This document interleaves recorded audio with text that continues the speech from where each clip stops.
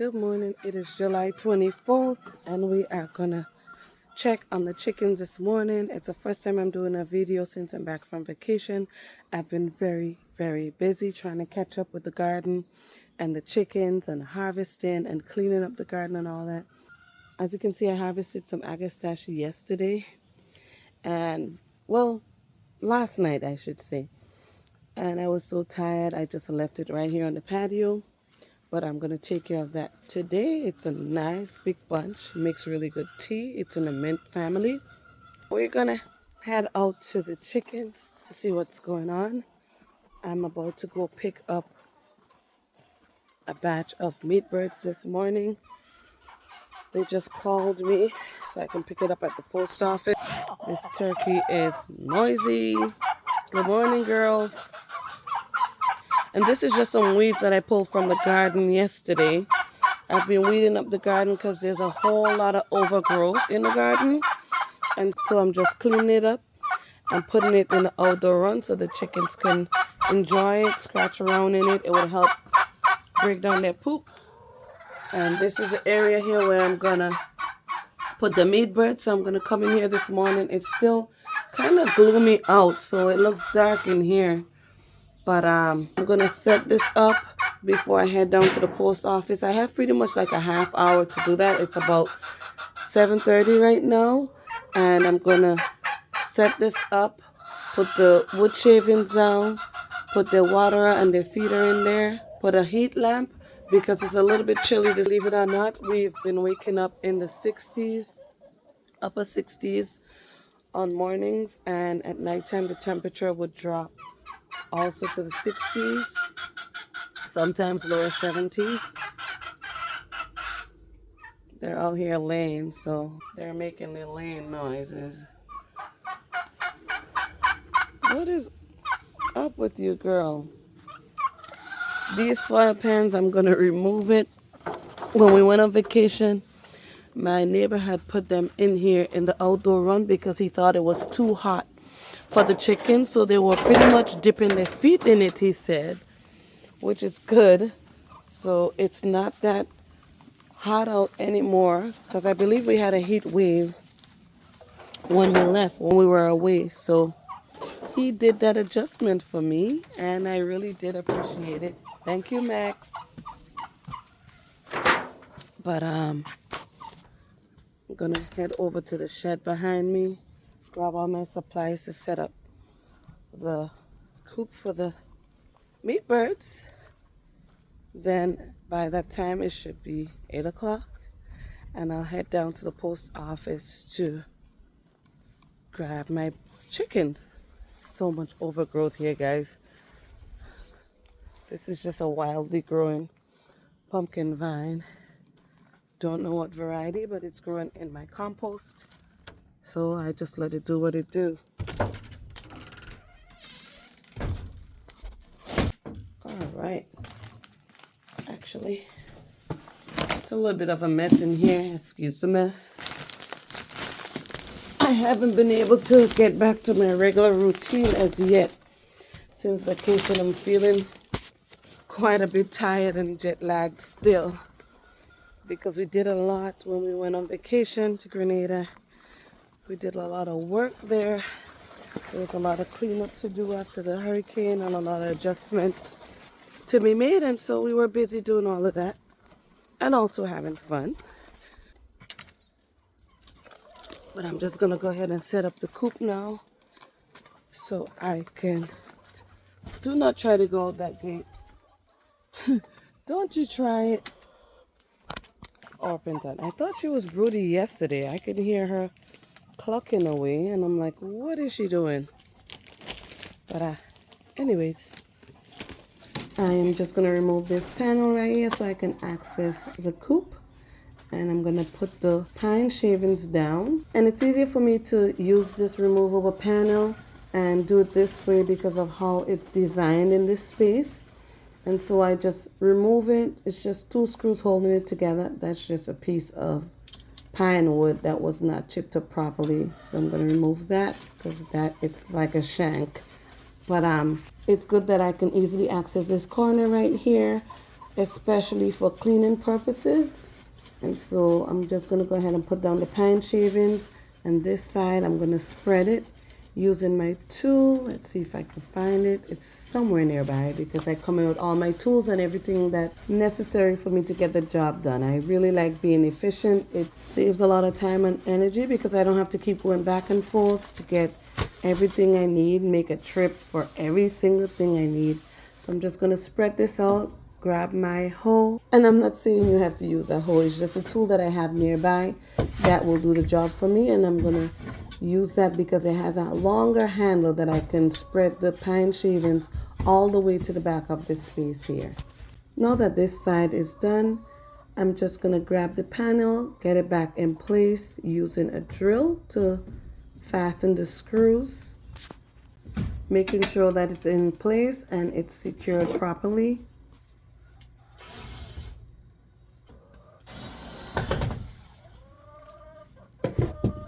And now we're going to go in through the door and do the same thing on this side. And I'm going to be placing a platform where I can place the feed and water on, which is not this right here. Let me just show you what this really is. Right before we went on vacation, we had a mishap with a heat lamp.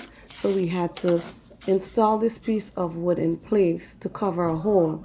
And this hole is from the heat lamp dropping to the floor and burning through the wood.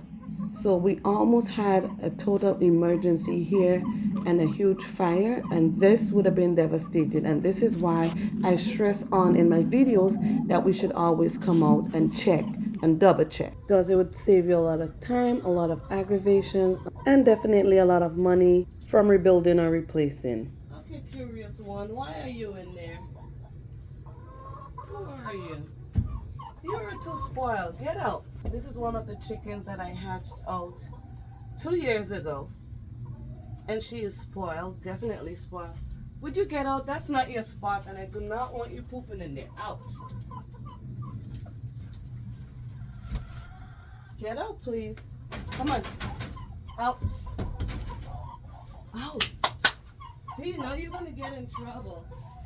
Out. Out. Go.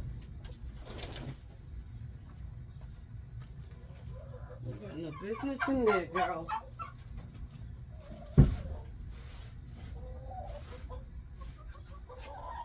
So I'm just putting on these wooden blocks here where I'm going to place the platform on, that I'm going to be placing the feeder and waterer on. And I like to place those on an elevation so that way the water and the feed stay cleaner for a longer time. This is a tad bit kind of high. So I'm just going to pretty much sit it on the floor for now, for a couple of days until they start moving around more and being vibrant and stronger. But for now, I'm going to set the water and the feed right here on this platform. And let's make sure we got a working heat lamp. I just kind of have them stored in here until my brooding season is over. And this is my last batch of meat birds for this year. So I'm just going to do a check on this heat lamp, see if it works before I install it.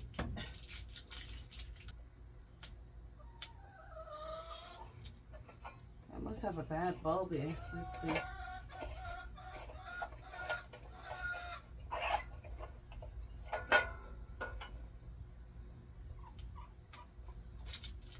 Alright, I gotta switch this bulb out. And make sure you always have spares on hand.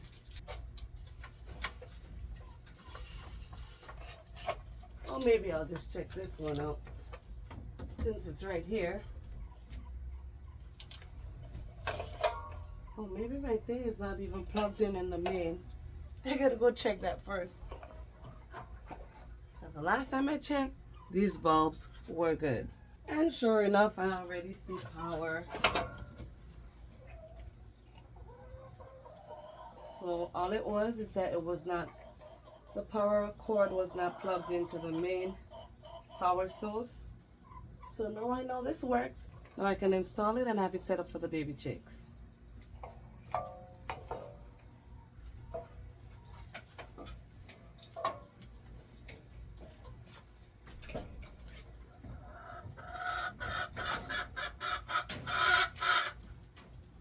Go in your egg, please, beautiful girl.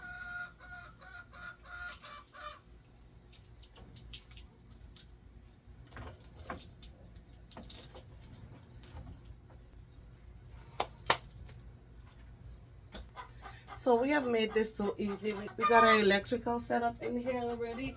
And we also have our water source. So this setup just makes it efficient and adequate for what we do. We come in and we handle our business and we're done. So I'm going to put some water in here for the girls.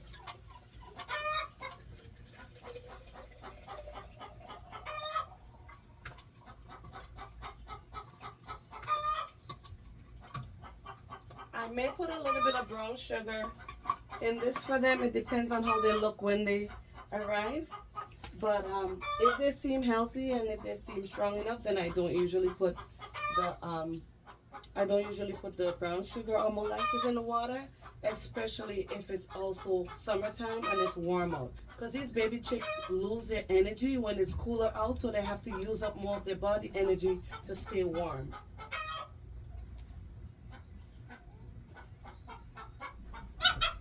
All right, and this is the same tank that the layers are feeding from. The nipples are set up and hooked up to that, so they're feeding from it. So we have our water set up in here and our electric also set up in here, so it's just adequate.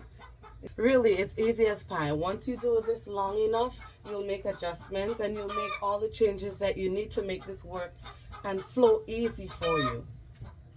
And I just noticed I have 2 feeders here and 2 waterers for them, but I'm out of feed. I don't have any I don't have any starter feed for them. So guess what? It's going to be a trip to the supply store before I head to the post office to pick them up. I'm going to set the 2 waterers up. I'm going to leave these feeders in here. I'm going to leave the heat lamp on, so all I have to do when I come here with them is fill up the feeders so they have access to feed if they need it.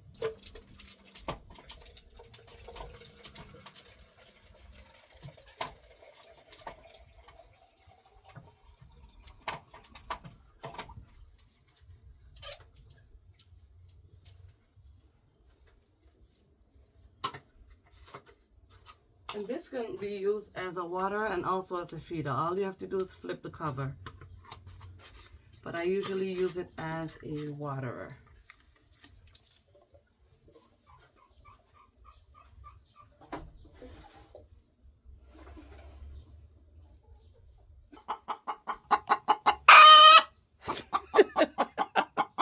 Seriously? Go. I'm not even in your way. You make the weirdest sound when you lay.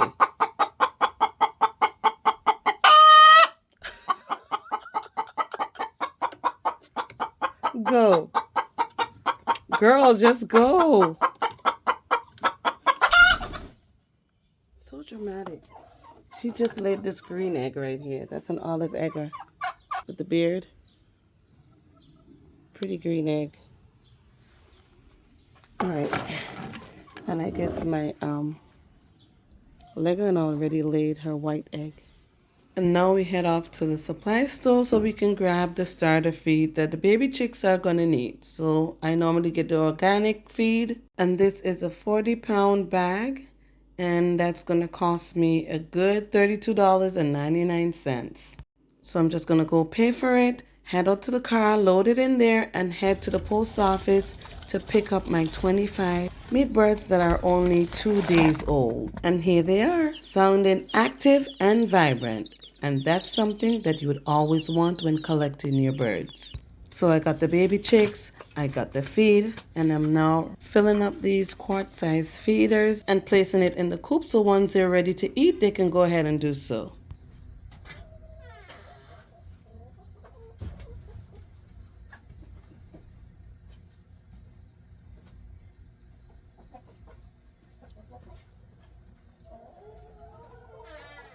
All right, here they come. Vibrant, noisy, alive, and kicking. But I prefer that any day over a quiet, inactive box, because I've had those days. So let the noise continue. So right here, I'm just cutting at the fasteners on the box that kept the box closed and lid in place.